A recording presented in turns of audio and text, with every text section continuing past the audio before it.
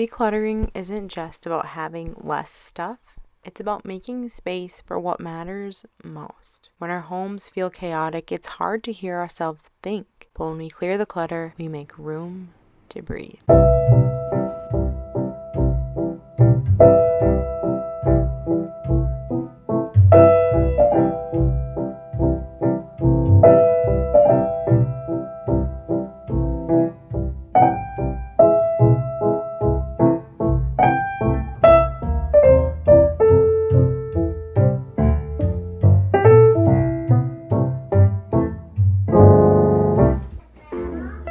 I've noticed that when my space feels lighter, so does my mind. There's more calm, more clarity. Less visual noise means I can actually rest, think clearly, and enjoy being home. As women, especially moms, so much of our mental load is tied to our home.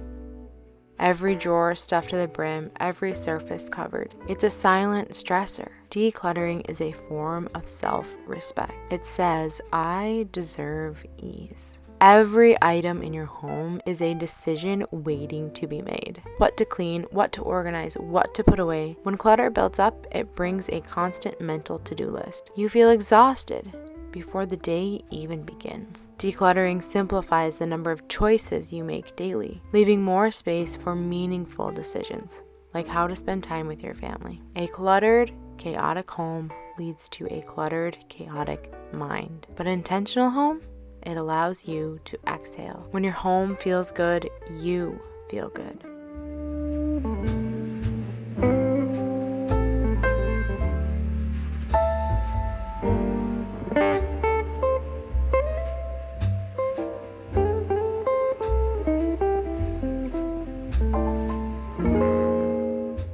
It's not just about what you remove, it's about what you keep, what you choose to live with, the objects that support the life you want to live rather than remind you of the one you're trying to outgrow. Welcome to my spring cleaning challenge for myself. Most of this was in our basement and now it needs to move out of there because if you watched my renovation series, you'll know that we need to do some major work down in the basement. We have some water issues that need to be addressed sometime later this summer. Right now we are taking a break from renovating and I think that's the best decision for us. I think my last episode in my renovation series went over that. So episode 17 went over all the reasons why we're taking a break and other things like that. So now we're into like the decluttering, settling in. I don't want to have these totes in my life anymore. Ideally, I am still a sewer in a past life, so now I have a bunch of sewing material that I need to go through, maybe create some things. I love doing that over the winter, but we were just like slowly moving in during the winter time, so we'll see how much sewing I can get done this year. I don't know how much sewing I'm gonna do in the summertime, but that is a lot of what this is like sewing stuff. I have a few decor boxes that I need to go through and just let go of some of the things that no longer fit my style anymore or the vision that I have for my home. So that's fun.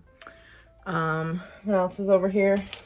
A bunch of baby items that I think I might go through again and just see what I want to keep, see what I want to get rid of, maybe see if my sister wants some of it because she's pregnant with her first child too.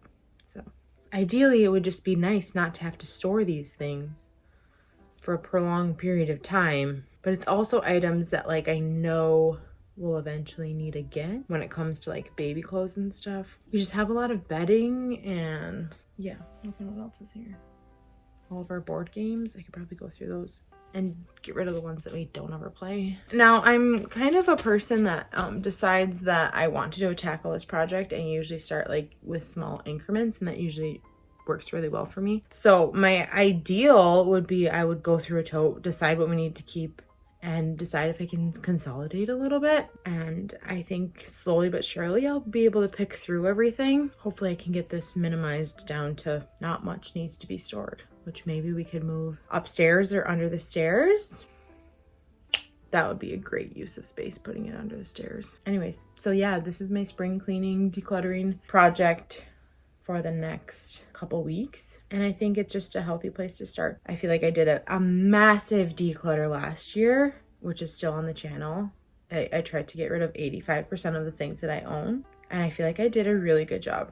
I don't know that I got rid of 85%, but I got rid of so much. And now I just need to decide if I'm still going to be a sower, if I'm still going to sew, see if I can consolidate a few of those bins. It's hard for me to sew right now because of other responsibilities that I have in my life, and it's just like one of those things that I enjoy. And I think that once I have more free time, it'll be a little bit easier to do that. It's just when I'm in the throes of renovating, going to school, and working, I have very little time for hobbies. So I think I need to reflect on in my heart of hearts. Like, is that something that I'm going to come back to? Is it worth saving and holding on to for this long, etc. As for the rest, I think extra bedding is something that we could get rid of. I don't know why we have so much, or why. I mean, eventually my kids will be in twin beds. There's just a lot of random stuff, and I think I just need to confront it all and decide if I'm going to keep it or not. So yeah.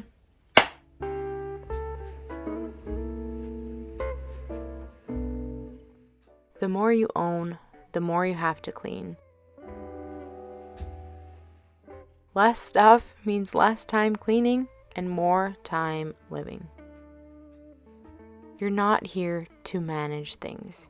You're here to live your life.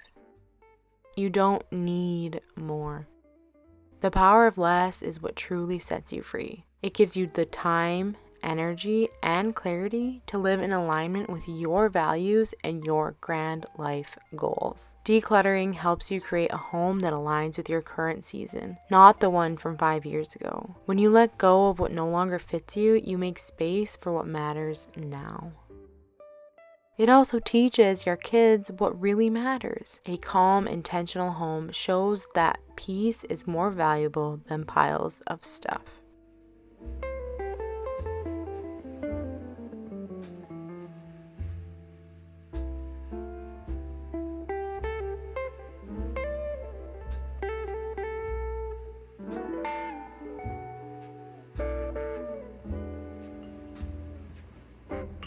There's a quiet confidence that comes when your home reflects who you are right now. Not who you were or who others expect you to be. Just you. Honest, simple, and enough. At the end of the day, it isn't about perfection. It's about presence. A home that supports how you want to feel every single day.